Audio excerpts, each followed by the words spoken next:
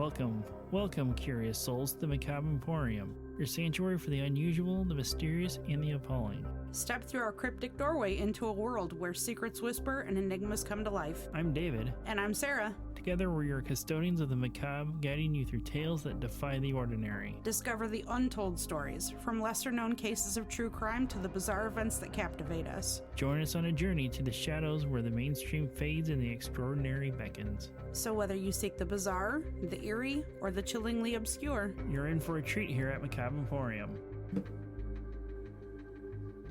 Welcome back to Macabre Emporium. Again, this is episode 87. And if you maybe got one of our cards or had a link shared to you from somebody you may know, welcome. Welcome. So yeah, we're back. Finally. Again. We both got sick. Well, like, I was sick one week. Then you Sarah were got sick one week. for a couple days. For narrative, we were both sick for a week. I'm trying to make it super interesting. To put it, with both of us combined, it was like 2 weeks. So you see, there you go. And then when she got sick and bad as she was, it was, there's no recording without it sounding terrible. So it's why there was no episode last week, and we forgot to put an announcement out because of that. But anyway, and we're back again. Finally. We actually got a gift from one of our listeners. He's known as the Spoon Man, and he carved us 2 wooden spoons. One handle has the coffin, our coffin logo on it, and the other one says "Scoop It Real" on the other handle. And they are hand-carved spoons, and they are quite beautiful. I think it says "Scoop It Creepy." Scoop It Creepy? I don't remember. It's like "Scoop It Real" or "Scoop It Creepy." I don't remember off the top of my head. I didn't bring him in here with me like I should have, so I could have read it off. So I made sure. It would have been awesome if it said Mr. Scoopy. Yeah. Even though he's not on Facebook anymore, so I can't tag him in a post about it anymore. Thank you, Ryan. Thanks, AKA Spoon Man. Spoon Man. I probably got his name wrong. You get everybody's names wrong. I know. As long as I don't get Levi and Shane wrong again from West of Nowhere, who should be okay. Even though in their more recent episode, they continued on with it just because they could. Huh? What do you have for us this week, Sarah? Let me guess. True crime. No. You're a liar. Why do you always think I'm lying? Because I had to load 2 911 calls onto the soundboard here. Oh. Whatever. That's for a lie. Yeah, I have true crime. With 911 calls. Yep. Yeah. This one wasn't too long ago, actually. Yeah. Yeah. 2016, I believe. So almost 10 years ago. Or 2015. Yeah. I know I say that like... Yeah, that'd be like me saying, oh, this wasn't too long ago, and back in 1895. Oh, the year you were born. God damn it. Always in with that old, old man's bullshit, whatever. Let me go eat some butter pecan ice cream after this now. Butter pecan. Yep. That's a deep cut reference for my family members that do listen. But anyway. I'm sure your dad will love that. Yeah. Which still trips me out that he listens. When he told me that the first time, I was like, oh, shit. When I told you that? Yeah. Oh, yeah. Yeah, when you told He's like, me hey, that, guess what I'm listening to? I was like, I oh, don't know. crap. What are you listening to? He hasn't disowned me or anything yet, so there is that. So, but he already knew I was a little bit off from my brother and sister anyway, so it is what it is. Even though he doesn't know about the 7-foot tall coffin shelf in our house, here in the Emporium now. Not yet. But yeah, so speaking of that, in the last episode, Sarah's talked about a thing and wanted to see it on Twitch. Yeah, it's our 7-foot tall coffin shelf. We drove over an hour and a half to go get and came right back home. Yep. It was literally a mission for the day. Yep. So one of the cooler things that we've gotten for it so far is that ghost. And of all places I found that at. Yeah. You would never expected something as cool as that ghost statue that I found. It was on Cracker Barrel's website. Yes, the national chain restaurant Cracker Barrel actually had something Halloween related this cool. It's actually just a barrel full of white people. But yeah, it did some fun things with that on the Twitch channel. I got a LED light bulb from a company called LifeX or LifX. I'm not sure how it's pronounced. And it reacts to followers and subscribers and bit donations and raids and whatnot. It changes colors and whatnot. So, what? Yes. And It's then very cool. I got it also set up where you can change the backlight of the coffin on Twitch as well too. So, but a lot of help, from JMax Streams on Twitch to help. One, he helped inspire me that, and he was also helping me get things out on the figured out on the program how to get the set the way it was supposed to. Yeah, that probably would have been pretty difficult without it was some annoying. assistance. It was annoying to get them to work independently. Oh, I know. I heard you. And then you heard me when I finally got it to work the way I wanted to. But the weird thing is right now, green doesn't show up green. Like, if you look at it in person, it's fucking green. But when you look at it on camera, that's what I'm thinking. The color range on it's not good enough. But yeah, if you look at it in person, the light actually shows green. But when you see it on camera, it's like aqua blue or something, or a very light pale blue or something. That's not blue, that's green. That's not at all what that color is. So I don't know, but I think the color choices I have for now on there and their names are pretty fitting. I don't have anything for red, it's just red, I think. Yeah. But anyway. So enough rambling on. Are you ready to get started here? Yes. All right, let's get going. So you ready to get started then? I am. All right, let's get going. Martha Montoya was born in Cali, Colombia in 1960. She was described as being a free spirit. She did a lot of traveling in the 80s before moving to Lake Worth, Florida with her 2 daughters. She worked at the Breakers Hotel in Palm Beach.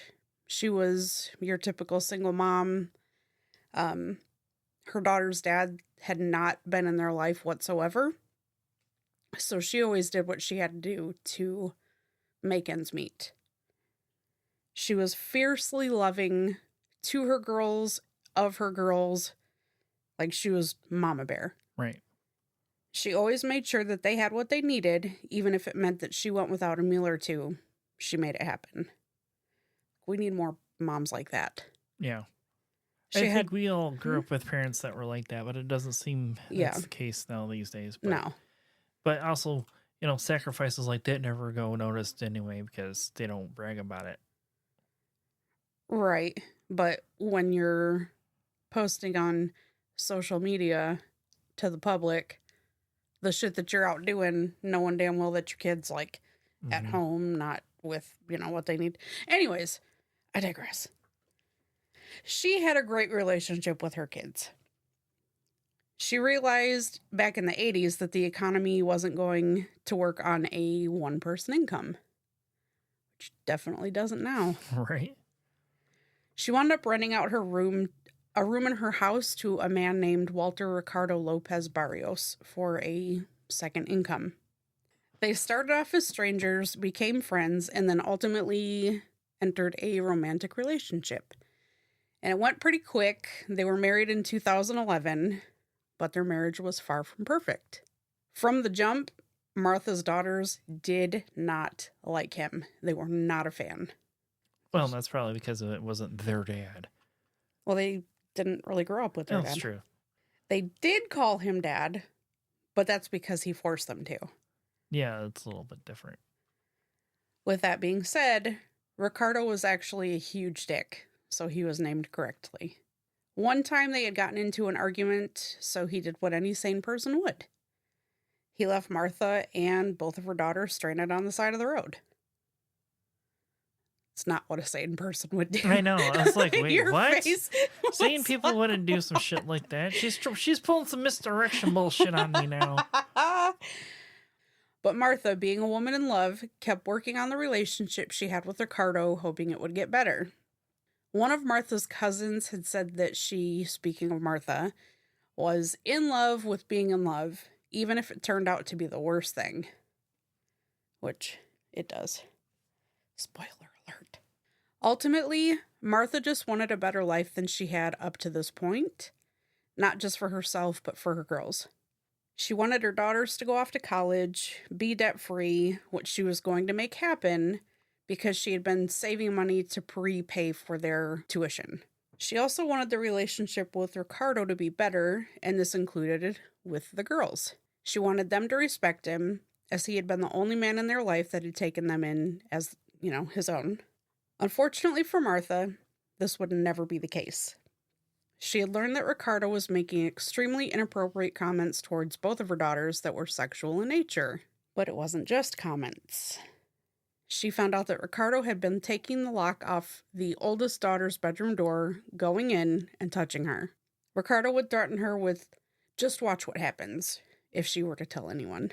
As the sexual abusers generally fucking do. Yep. That daughter wound up telling her little sister and asked her sister to keep it a secret. Mm-hmm. The little sister said that she would, but didn't. She went straight to Martha and told her everything. Well, good on her. That's what I was going to say, which, good on her. Martha, being the mama bear that she was, straight up confronted Ricardo about it and didn't threaten him. What she said had meaning. She told him, "If you ever touch my daughter again, I will kill you." Good. Afterward, she told him to leave the house and to not return. Right. Like, this is a conversation we had this past weekend. You and I were talking about, like, people, like, being overly paranoid, thinking that kids are getting snatched up for shit like this. No, it's always people that are close to the family members. I mean, like, Jody Plachey and his karate instructor and, like, the other stories that we've covered. It's the same thing. It's somebody the family knows, other than the Cherish Periwinkle that you covered. It's the only one that it fits outside that.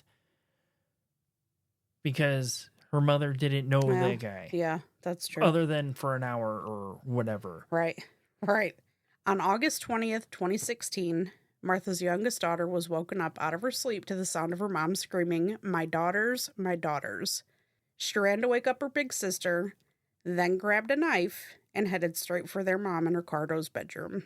When the oldest daughter opened the door, she saw something no kid should see. Something no person, regardless of age, should see.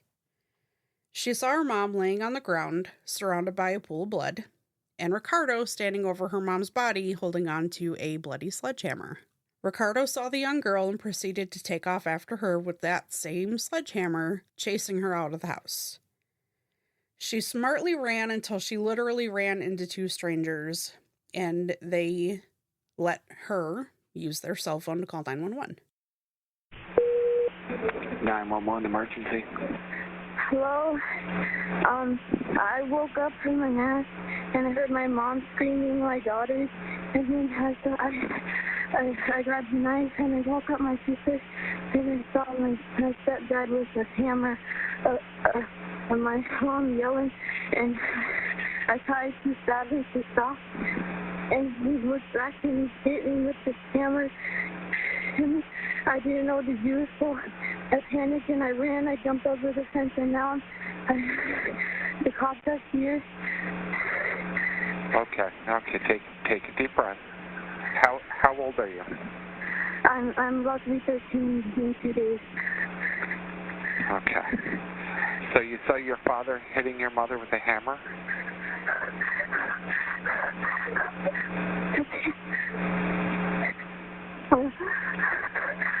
Okay, I need you to take a deep breath, okay?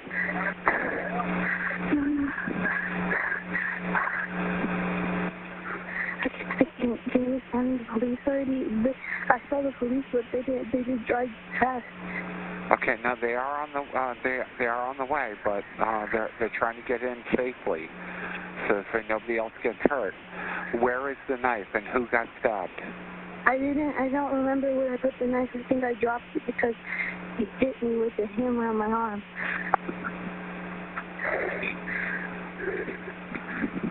I think they probably took my sister and my mom. Okay, did you stab your father with the knife, you said? No. Okay, you did not. Okay. I don't remember. I think he went in a red truck. Your father left? Yeah, because he was chasing me. He was chasing me after I jumped the fence with the hammer. Yeah, are you sure you're sending them? Yeah, I'm sending them. Where exactly are you right now? Can you walk? I ran to the corner up the street.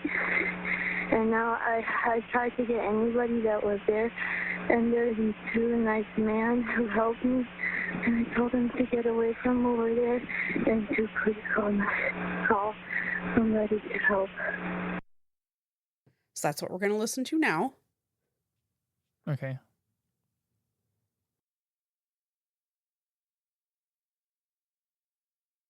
The 12-year-old. Okay.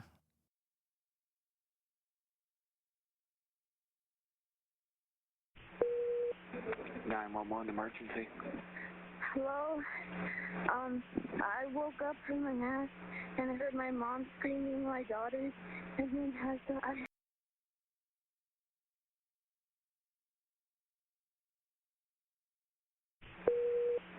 911 emergency. Hello? I woke up from a nap, and I heard my mom screaming my daughter, and then I grabbed a knife, and I woke up my sister, and I saw my stepdad with a hammer, and my mom yelling, and I tried to stab him to stop, and he looked back and he hit me with the hammer, and I didn't know what to do, so I panicked and I ran. I jumped over the fence, and now the cops are here. Okay. Take a deep breath. How old are you? I'm about to be 13 in 2 days. Okay. So you saw your father hitting your mother with a hammer?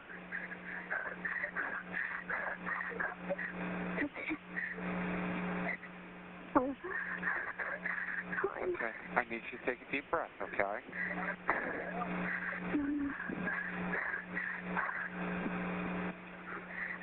Can you send the police already?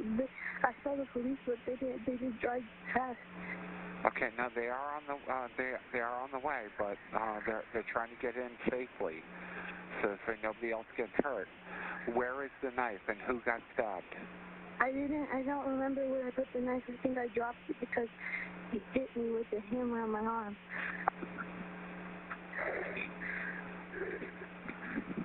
I think they probably took my sister and my mom. Okay. Did you stab your father with the knife, you said? No. Okay, you did not. Okay. I don't remember. I think he went in a red truck. Your father left? Yeah, because he was chasing me. He was chasing me after I jumped the fence with the hammer. Yeah. Are you sure you're sending them? Yeah, I'm sending them. Where exactly are you right now? Can you walk? I ran to the corner up the street, and now I tried to get anybody that was there, and there's these two nice men who helped me, and I told them to get away from over there and to please call somebody to help. So yeah, that was the 12-year-old calling. And while she was calling 911, the 16-year-old was still at the house and had just stumbled upon her mom. She was not dead. She was groaning while trying to prop herself up against her bed, which was covered in blood. She then ran over to the door, slammed it shut, and locked the door before calling. I'm going to reread that. She then ran over to the door, slammed it shut, and locked the door before calling 911 herself.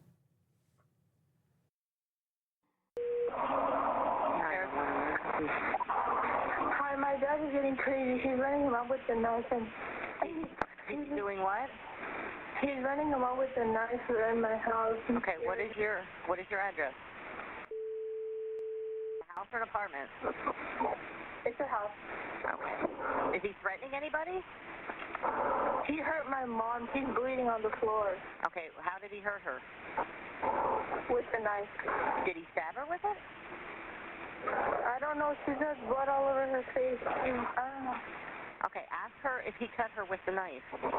Mami, ¿te pegó con el cuchillo o qué? ¿Cómo fue? What did she say? I don't know. She's unconscious. She's unconscious? He's coming in the house. All right, stay on the phone. Can you stay on the phone with me? Hello? Yes. Are you able to safely stay on the phone with me? Hold on. Yes, I'm here. Okay, so you don't know where she's bleeding from? No.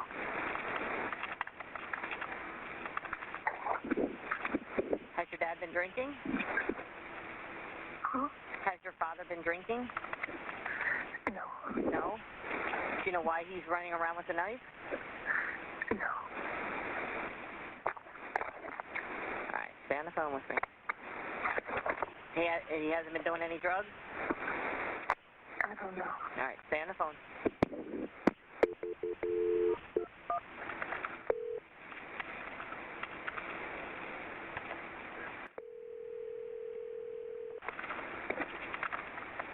Has he been diagnosed with any mental health issues? Rescue location of your emergency. CSO. Reference to a domestic. She said her father's running around with a knife and the mother is bleeding and unconscious, but she doesn't know if she was cut with the knife or stabbed or, exactly where she was bleeding from. All right, what's the address? Yep, I'm scared. Okay, they're on their way. The police are on their way. Okay. Ma'am, are you there? I'm hiding. Okay. In the back. Are you near of the house. area? Yes.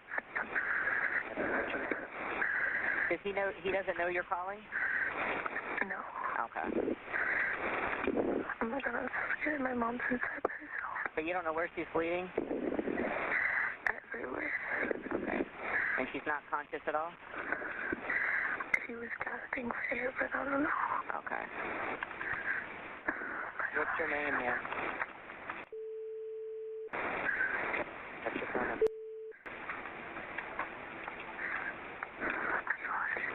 Phone number? Alright, you're not in the house, right? Are you in the back shed, in the back of the house? I'm in the back under the trailer. Under the tree? Okay. Trailer? Okay. And that's in the back of the house? Correct? What? You're in the back of the house under the trailer? Yeah. Okay. Alright, is there an alleyway to access your house also? Yes. I heard the car turn on. I think he's leaving. Hey, did he have any other weapons besides the knife? I don't know. Has he ever done anything like this before? Have I experienced anything? From your father doing anything like this before? No. Okay. Were they arguing before this happened, do you know? They were actually, yeah. Okay.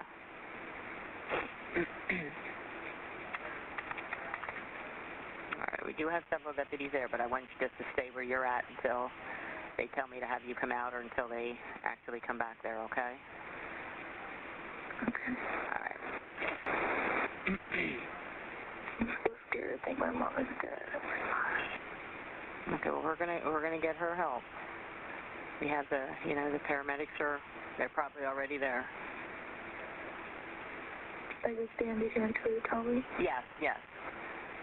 Just because we don't know where your father's at, so I don't want you coming out until, the police either tell me to tell you to come out until, you actually physically see them there.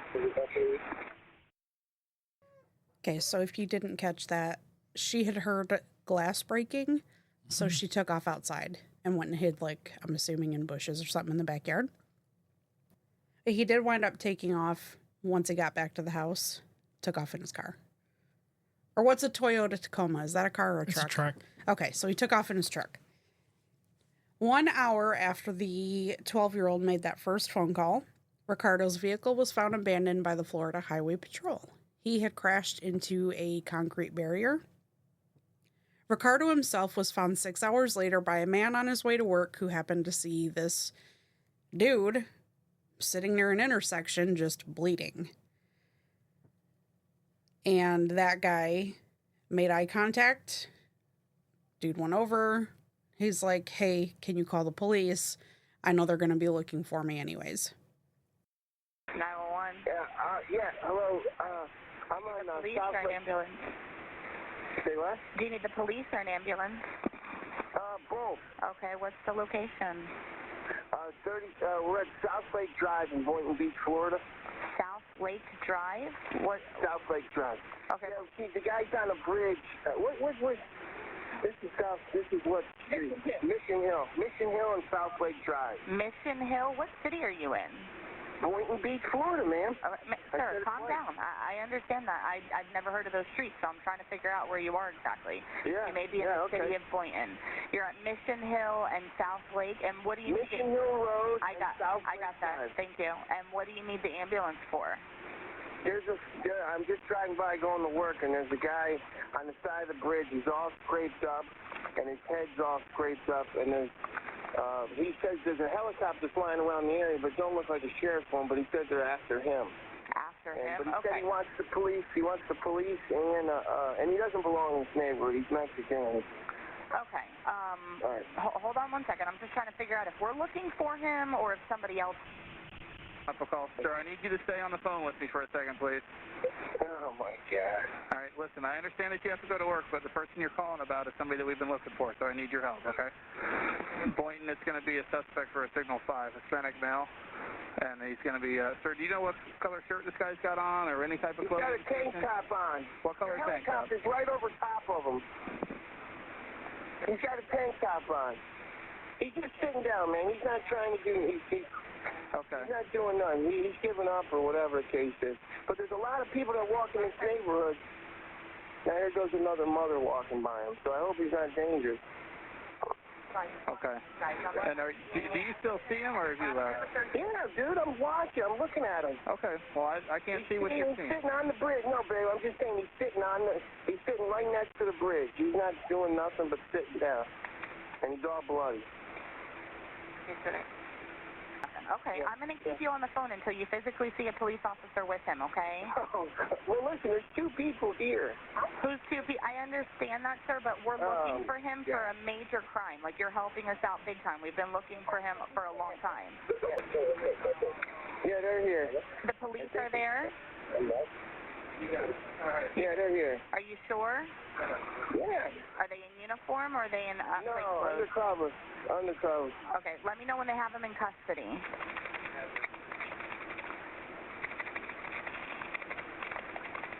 What kind of car is he in? Truck and a what color? SUV. What color? Black. Black truck, and what color SUV? Black and black, I guess. Okay. Yeah. Let me know when they're taking him into custody, okay? Yeah, you got it. Okay, we're good? Hello? Is he in custody? Oh, they got guns drawn. I'm sure he's not going. Okay, they got guns drawn on him? Yeah, yeah. All right. Okay, I'm disconnecting, okay? Thank you very much for your help. Yeah. Bye-bye. Okay. So that dude was a complete dick. Mm-hmm. Like, nobody should be that fucking worried about going to work to blow something like that off. Yeah. You have I'm nothing sure, to say? Oh, I'm sure the employer is gonna, the employer is probably gonna like give him some kind of leeway on that or whatever, but still, who knows? Yeah. But, every employer is different. Mine probably wouldn't, but who knows?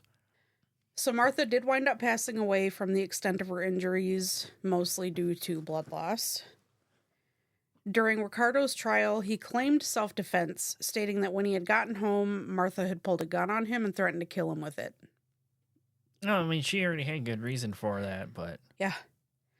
And that had led to them getting into a struggle. He also threw in that Martha's 12-year-old daughter had came at him with a knife. She was asked when she was on the stand if she meant to stab him, and she said, I wanted to, but I didn't. Right. Fair. While the older sister was on the stand, she yelled at Ricardo, saying, you took my innocence and childhood from me, as well as my mother. He claimed he had no memory of what happened after that, and his attorney tried pleading with the courts that Ricardo didn't mean for any of that to happen. Yeah, okay, what the fuck ever.